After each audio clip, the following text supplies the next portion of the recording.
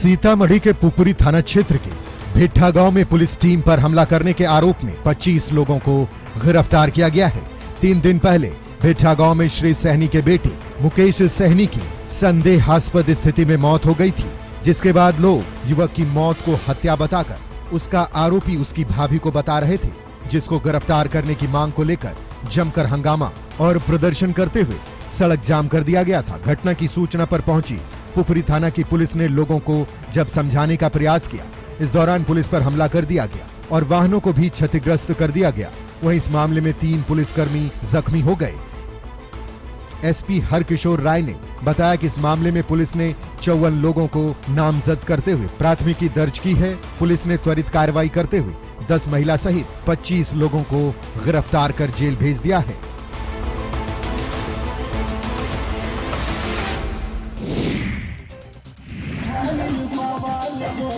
जामताड़ा में शराब और शबाब का नशा देखने को मिला है। दरअसल एक वीडियो वायरल हो रहा है जो चर्चा का विषय बना हुआ है।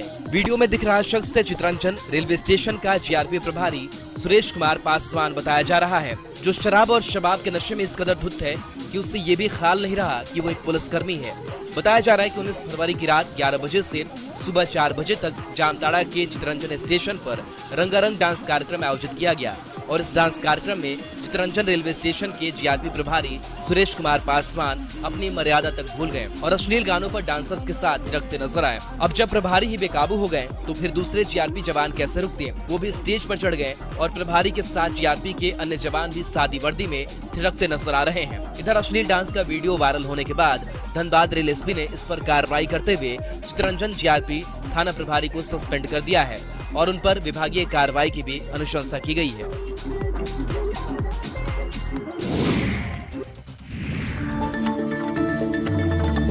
वन एवं पर्यावरण मंत्री तेज प्रताप यादव हमेशा अपने अंदाज को लेकर चर्चा में रहते हैं और इस बार उनका एक अलग ही अंदाज देखने को मिला।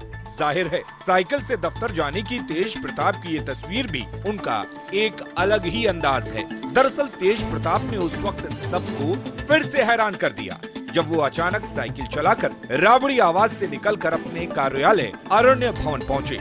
इस दौरान जब उनसे पूछा गया कि साइकिल से दफ्तर जाने की वजह क्या है, तो उन्होंने कहा कि साइकिल चलाने से शरीर ठीक रहेगा, फिटनेस सही रहेगी। इतना ही नहीं, उन्होंने बताया कि सुबह जब वो सो रहे थे तब उन्हें नेताजी मुलायम सिंह सपने में दिखे और साथ में साइकिल से उन्होंने घुमाया भी और साइकिल चलाने की प्रेरणा भी दी। तेज प्रताप ने दावा भी किया कि नेताजी के प्रेरणा से ही वो साइकिल चलाकर कार्यालय पहुंचे हैं।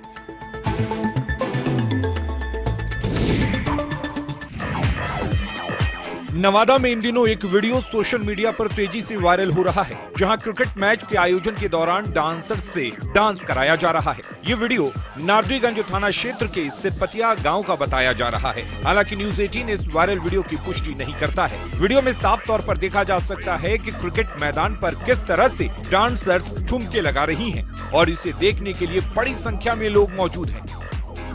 यही नहीं, मैच खत्म होने के बाद विजेता को ट्रॉफी दिए जाने के दौरान भी अश्लील गानों पर डांसर्स जमकर डांस कर रही हैं और गांव के बच्चों से लेकर बूढ़े तक इस डांस को देख रहे हैं। आयोजन आईपीएल की तर्ज पर वीपीएल यानी विलेज प्रीमियर लीग का किया गया था, लेकिन यहाँ जिस तरह से अश्लील गानों पर डांस का आयोजन कराया गया वो देखकर ये अंदाजा लगाना मुश्किल नहीं कि एक क्रिकेट टूर्नामेंट कम एक फूहड़ डांस का आयोजन ज्यादा लग रहा है।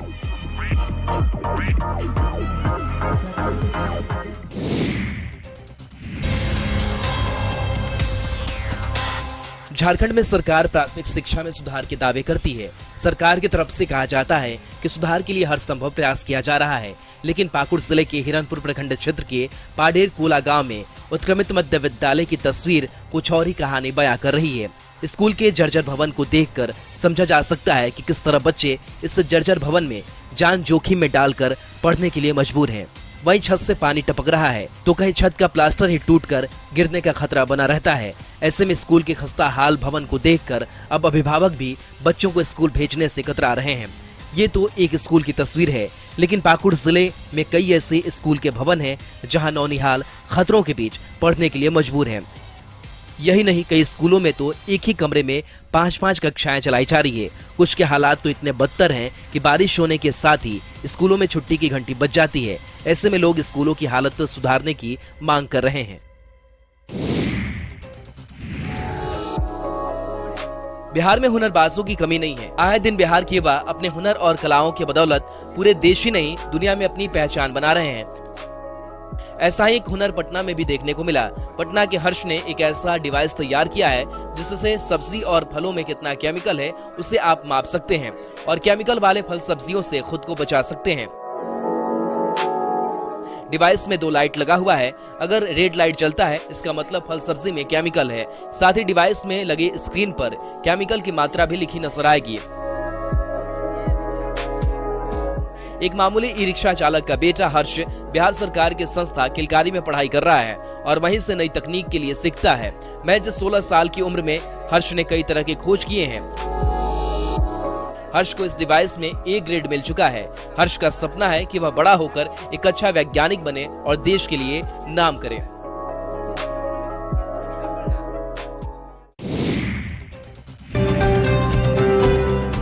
कटिहार आमतौर पर कभी मक्का, गेहूं और केला की खेती के लिए जाना जाता था, लेकिन यहाँ कई वजहों से पारंपरिक खेती समाप्त होने की कगार पर है। ऐसे में किसानों के सामने हालात ऐसे बने कि उन्हें अपने आप को खेती से जोड़े रखने के लिए कुछ अलग तरह की खेती करनी पड़ी।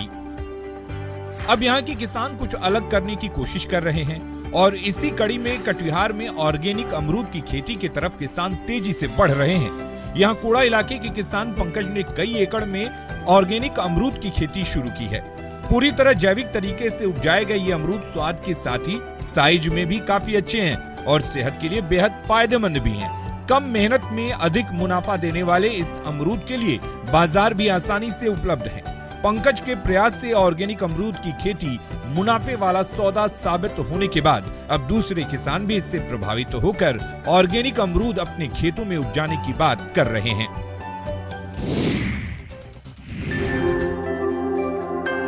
रांची के आंध्रा हाउस में लगे झारखंड कारीगर महोत्सव में गोड्डा के बुनकरों का जलवा देखने को मिल रहा है। इस महोत्सव में 30 में से 15 से अधिक दुकान गोड्डा के बुनकरों की है। दरअसल पूरे झारखंड में सबसे अधिक बुनकर गोड्डा के क्षेत्र से आते हैं और ठाकुर गंगटी प्रखंड तो भगैया सिल्क के नाम से फेमस है। यहाँ के बुनकर खुद ही अपने हाथों से साड़ियों पर खूबसूरत डिजाइन उकेरते हैं और उन डिजाइन में सबसे खूबसूरत होती है मधुबनी पेंटिंग्स के डिजाइन, जो लोगों को खूब पसंद भी आती है। सबसे बड़ी बात यह है कि इन साड़ियों और कपड़ों को बनाने में किसी तरह के केमिकल का इस्तेमाल नहीं किया जाता, सभी नेचुरल होते हैं। यहाँ के बुनकर बताते हैं कि वो देश भर में अलग अलग जगहों पर जाकर कई तरह के मेलों में अपना स्टॉल लगाते हैं, लेकिन इसके बावजूद इन्हें सरकार और प्रशासन से बहुत ज्यादा सहयोग नहीं मिलता है। उनके द्वारा बनाए गए हैंडलूम प्रोडक्ट्स का सही ढंग से प्रचार नहीं होने से एक सही बाजार नहीं मिल पाता।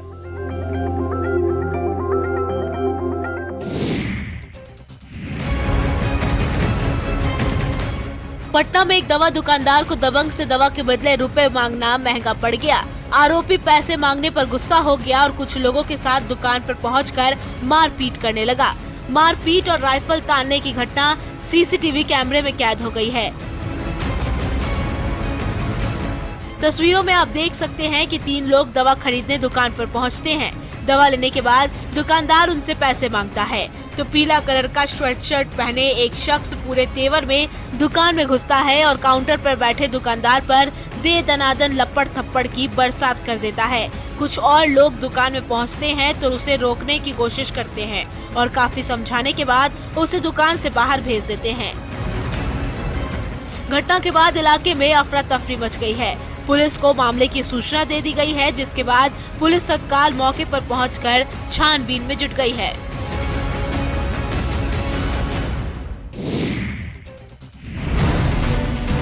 होली का त्योहार पास आते ही बिहार में शराब बनाने का धंधा एक बार फिर जोर पकड़ने लगा है। इसी की एक हैरान करने वाली तस्वीर वैशाली से आई है। मामला वैशाली के रुस्तमपुर ओपी थाना क्षेत्र के बरियारपुर दियारा का है, जहां जहरीली शराब बनाने की कई अवैध फैक्ट्रियां चल रही थी। पुलिस को गुप्त सूचना मिली थी कि इलाके में जहरीली शराब की दर्जनों भट्टियां चल रही है।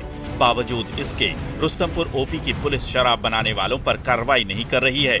इसी सूचना के आधार पर पुलिस और उत्पाद विभाग ने ये कार्रवाई की।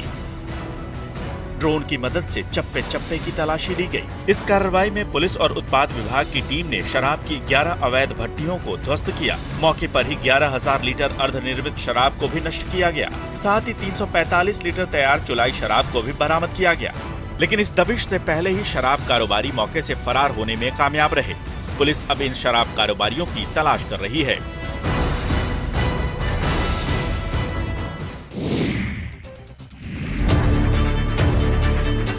सड़क पर सरेआम छेड़छाड़ करने वाले मंचलों की करतूत का सीसीटीवी फुटेज सोशल मीडिया पर वायरल हो रहा है।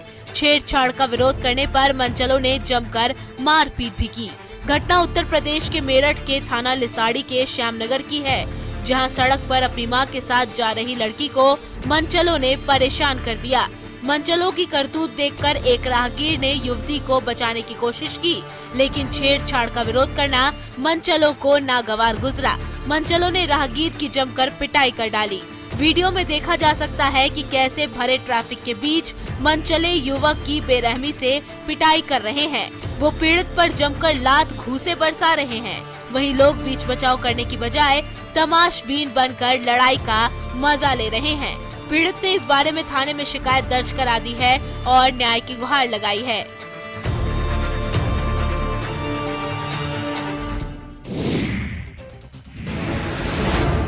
दानापुर के शाहपुर में ट्रैक्टर ने साइकिल सवार मामा भांजे को कुचल दिया, जिसमें भांजे की मौके पर ही मौत हो गई, जबकि मामा गंभीर रूप से जख्मी हो गया।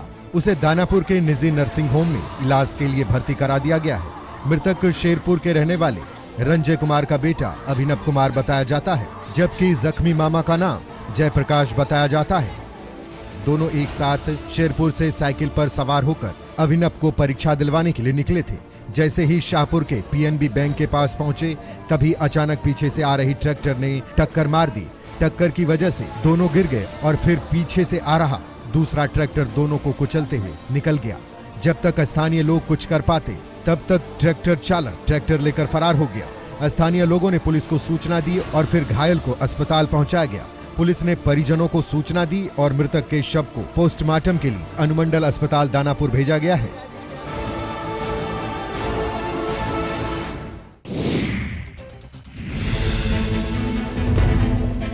गुमला के सिसई प्रखंड के दक्षिणी क्षेत्र के असरो पहानटोली में जंगली हाथियों ने 5 घरों को क्षतिग्रस्त कर 5 से 6 क्विंटल अनाज को चट कर दिया।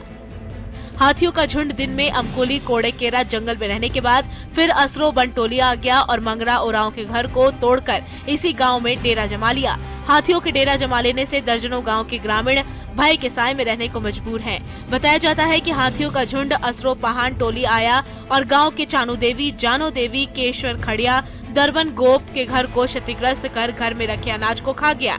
इसके बाद हाथियों का झुंड गांव में ही घूम रहा है। इस दौरान हाथियों को भगाने के लिए कई गांव टोला बस्ती के लोग आपस में जुटे और हाथियों को खदेड़ कर भगाया। गांव के ग्रामीणों ने सिसई पुलिस और वन विभाग को सूचना दी, लेकिन न ही पुलिस की टीम मौके पर पहुंची है और न ही वन विभाग का कोई कर्मचारी गांव आया है, जिस कारण लोगों में दहशत का माहौल है।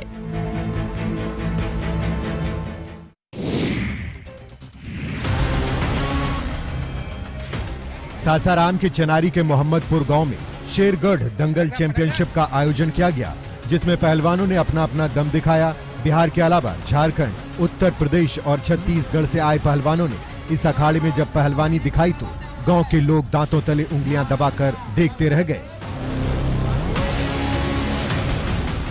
एक पर एक दांव देखने को मिला। पहलवान अपने अपने दांव से एक दूसरे को पटखनी देते दिखे। पहलवानों के हर पैंतरे पर लोग ताली बजाते नजर आए, जिससे दंगल में कुश्ती लड़ रहे पहलवानों का हौसला बढ़ता रहा। आप भी देखिए किस प्रकार दंगल में पहलवान अपने अपने दांव आजमा रहे हैं। बता दें कि इस दंगल प्रतियोगिता में स्थानीय पहलवानों को भी मौका दिया गया। पिछले 15 सालों से लगातार मोहम्मदपुर गांव में इस तरह का आयोजन होता रहा है। गांव के लोग बढ़ चढ़कर इसमें भाग लेते हैं। हर साल फाल्गुन महीने में इसका आयोजन किया जाता है।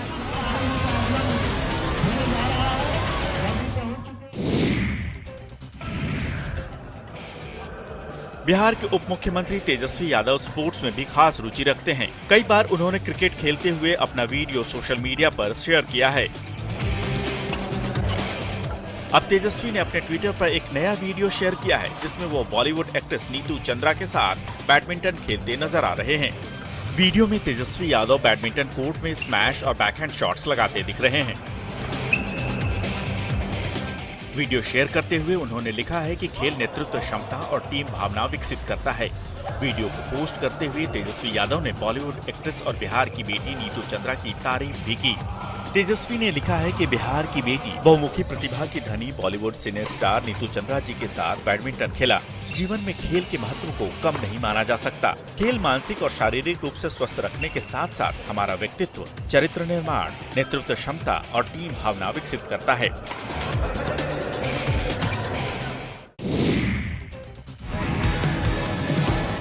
गोल गोल सफेद चाशनी में डूबे इन रसगुल्लों को देखकर भला किसके मुंह में पानी नहीं आएगा। लखीसराय का बढ़िया शहर इन्हीं रसगुल्लों के लिए काफी मशहूर है। यहाँ के रसगुल्ले की मांग व्यापक रही है। खासकर लगन का समय हो तो यहाँ से लोग ऑर्डर पर रसगुल्ला ले जाते हैं। यहाँ के कारीगर जो gulab jamun, sponge, cream chop, rasmalai, राजभोग बनाते हैं, उसकी भी काफी डिमांड है।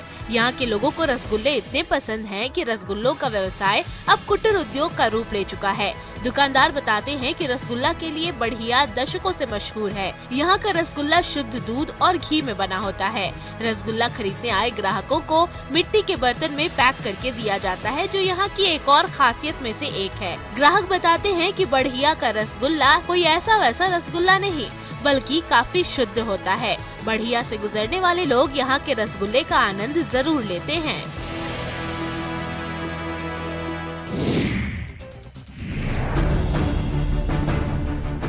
लखीसराय में नक्सल प्रभावित इलाके की तस्वीर बदलने के लिए जिला प्रशासन ने कवायद तेज कर दी है।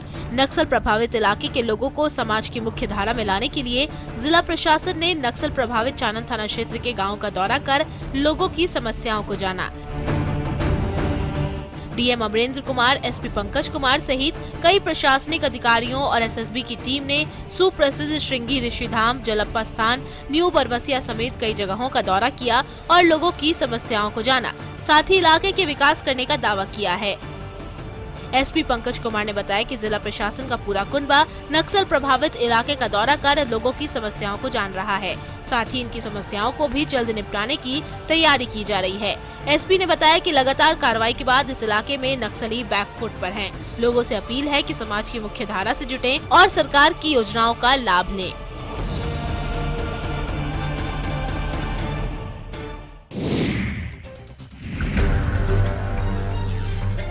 फ्लोराइड युक्त पानी से निजात दिलाने के लिए मुख्यमंत्री नीतीश कुमार ने 30 मई 2017 को लोक स्वास्थ्य अभियंत्रण विभाग द्वारा खैरा बहुउद्देशीय ग्रामीण पाइप जलापूर्ति योजना का उद्घाटन किया था, ताकि हवेली खड़गपुर प्रखंड का रमणकाबाद, पूर्वी पंचायत के खैरा, फसियाबाद, मर्दनचक, भलवाकोल समेत कठौतिया के फ्लोराइड प्रभावित गाँव के ग्रामीणों को इसका लाभ मिल सके। इसके लिए करोड़ों रुपए की लागत से पेयजल आपूर्ति के लिए पाइपलाइन बिछाई गई थी, लेकिन मेंटेनेंस के अभाव में कहीं पाइप टूट गया है तो कहीं पंप और कहीं मोटर खराब हो गया है। ऐसे में गांव के लोगों तक साफ पानी नहीं पहुंच पा रहा है और गांव के लोग फिर से फ्लोराइड युक्त पानी पीने को मजबूर हो गए हैं। इस तरह का पानी पीने से लोगों को स्वास्थ्य संबंधित कई बीमारियां हो रही हैं। फ्लोराइड युक्त पानी पीने से लोगों की बीमारी बढ़ती जा रही है। ऐसे में ये लोग सरकार से अब मदद की गुहार लगा रहे हैं और फ्लोराइड युक्त पानी से निजात दिलाने की मांग कर रहे हैं।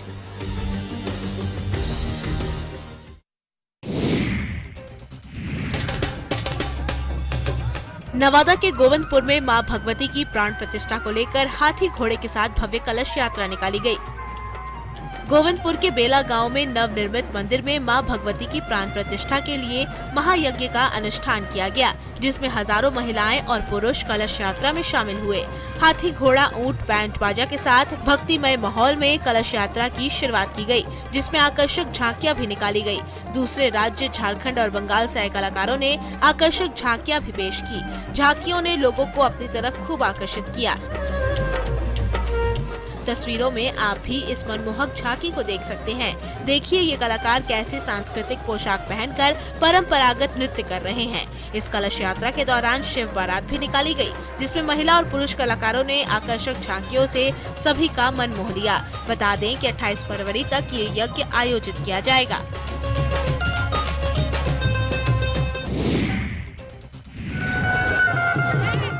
रथ पर कथावाचिका, मनोरम झांकी, रामगढ़ की प्रसिद्ध बैंड बाजा और केसरिया ध्वजों के साथ चलते श्रद्धालु। तस्वीरें झारखंड के जमशेदपुर की हैं। सूर्य मंदिर परिसर में स्थित श्री राम मंदिर की तृतीय वर्षगांठ धूमधाम से मनाई जा रही है। 21 फरवरी से शुरू हुआ संगीतमय राम कथा का आयोजन 28 फरवरी तक जारी रहेगा। इसमें अयोध्या से आई कथावाचिका गौरांगी गौरी जी श्रद्धालुओं को संगीत में कथा सुना रही हैं। श्री राम कथा से पहले निकाली गई भव्य शोभा यात्रा में पूरा जमशेदपुर राममय हो गया। भजन पर नाचते गाते लोग सड़कों पर चल रहे थे।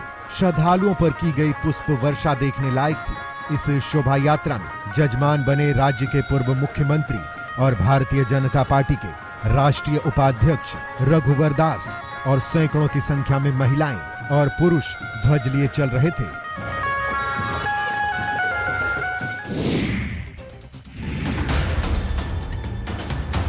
ओडिशा के बेरहामपुर रेलवे स्टेशन पर आरपीएफ के जवान एक यात्री की जान बचाई।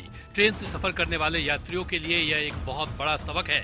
रेलवे स्टेशन पर लगे सीसीटीवी में ये घटना कैद हो गई। हादसा तब हुआ जब यात्री चलती ट्रेन से नीचे उतरने की कोशिश कर रहा था। इसी बीच प्लेटफॉर्म पर ड्यूटी के दौरान आरपीएफ जवान ने समय रहते उसे देख लिया और भागकर उसकी जान बचा ली। बहादुरी भरे प्रयास से चलते ट्रेन के नीचे आने से एक यात्री की जान बाल बाल बच गई। मिली जानकारी के मुताबिक असम के नागांव के जाखलबंद थाने के तहत आने वाले जयशंकर मुंडा के रूप में पहचाने जाने वाले यात्री ने दोपहर में रेलवे स्टेशन के प्लेटफॉर्म नंबर 1 पर चलती ट्रेन से छलांग लगा दी, लेकिन संतुलन बिगड़ने के कारण वह गिर पड़ा और दौड़ती ट्रेन की ओर फिसलने लगा। इसी समय आरपीएफ कांस्टेबल सूर्यकांत साहू उसके पास पहुंचे और उसे खींचकर एक बड़े हादसे से बचा लिया। जयशंकर अपने परिवार के साथ चलने जा रहा था।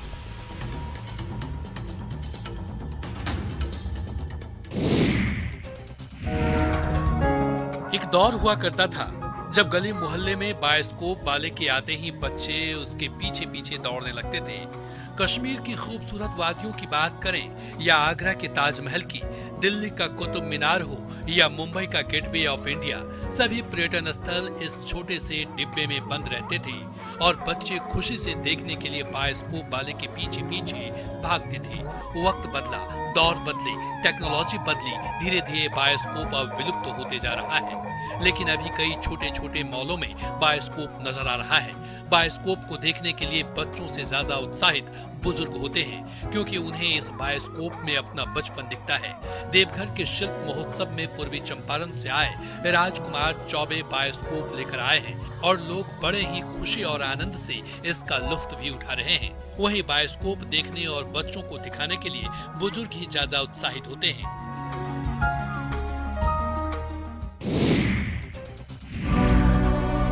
हजारीबाग जिला मुख्यालय से तकरीबन 40 किलोमीटर दूर में बसे फुफुंदी गांव में लगभग 100 से भी अधिक आदिवासी परिवार हरे पत्तों का पत्तल बनाकर जीविकोपार्जन कर रहे हैं। इन परिवारों ने बताया कि हरे पत्तल के निर्माण के लिए जंगलों से साल और प्रास को तोड़कर पत्तल बनाते हैं और इनके द्वारा बनाई गई पत्तलों को पास के बाजार और अन्य इवेंट में निम्न मूल्य पर बेचा जाता है। ये पत्तल थर्मोकॉल, प्लास्टिक जैसे पत्तल की तरह प्रदूषण नहीं फैलाता है, बल्कि हरा पत्तल पूरी तरह इको फ्रेंडली है, जो इस्तेमाल करने के बाद खुद नष्ट हो जाता है। लोग बताते हैं कि ये पत्तल बनाने का काम इनके पूर्वजों के समय से चला आ रहा है। हालांकि इन पत्तल के कारोबार से इनके जीवन स्तर में कोई सुधार नहीं आया है। मेहनत तो बहुत लगती है, लेकिन उस हिसाब से उन्हें मुनाफा नहीं हो पाता है। इसलिए ये लोग सरकार से रोजगार की मांग कर रहे हैं ताकि जीवन में थोड़ा सुधार आ सके और ये लोग भी विकास की मुख्य धारा से जुड़ सके।